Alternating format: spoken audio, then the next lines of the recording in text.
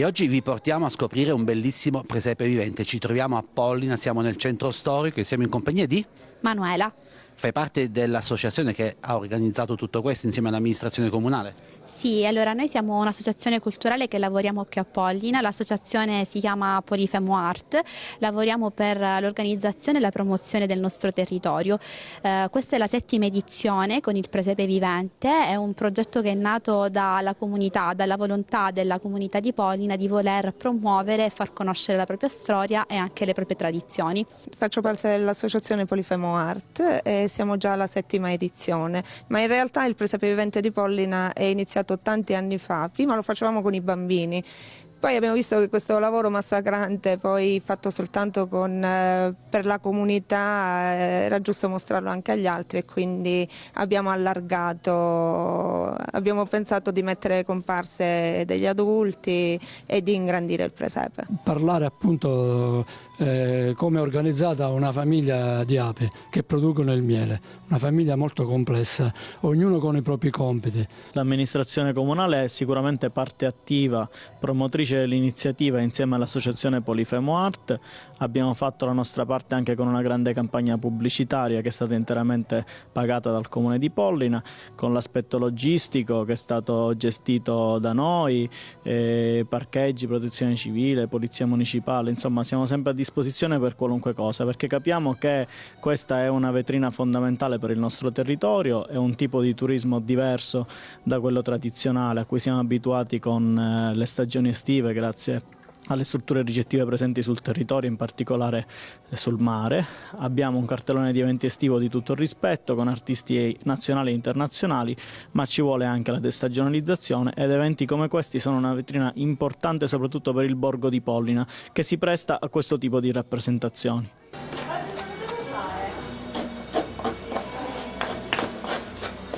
Mostrare il mercato delle spezie, quindi comincia questo percorso con il modo olfattivo per vedere le diverse varietà di spezie che abbiamo qua nel mercato, dalla curcuma alla cannella, i fiori di finocchio, la paprika, il caffè tostato e non, fichi d'India, le prugne essiccate e infine lo zafferano. Scopriamo un altro magnifico angolo del presepe vivente di Pollina, l'angolo delle pastare. Tra l'altro ribattezzato anche l'angolo del sorriso perché lo vediamo ricco di belle donne, molto sorridenti, molto cordiali che preparano qualcosa di davvero buono. Sì.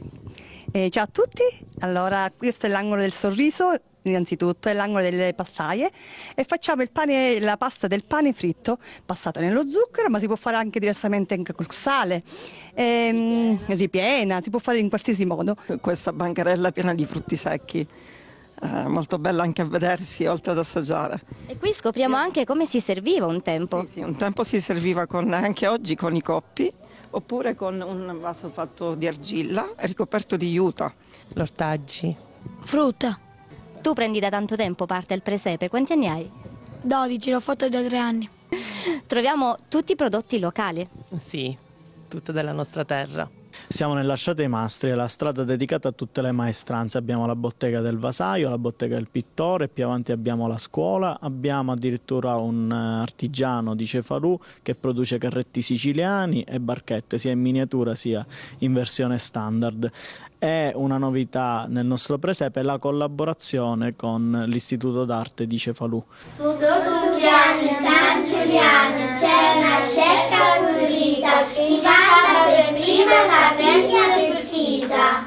E guardate, tra i vicoli di Pollina vediamo e ammiriamo questi oggetti realizzati interamente dal signor Nicola Cicero. La passione è nata andando sempre a vedere i musei del carretto che ci abbiamo in Sicilia. Ho cominciato col primo che ho cominciato, era una cosa che non si poteva descrivere, inguardabile. Poi facendo questi corsi mi sono aggiornato, ho cominciato a costruirle sempre migliori, sempre migliori. L'ho perfezionata in modo tale che siano più vicine possibile alla realtà.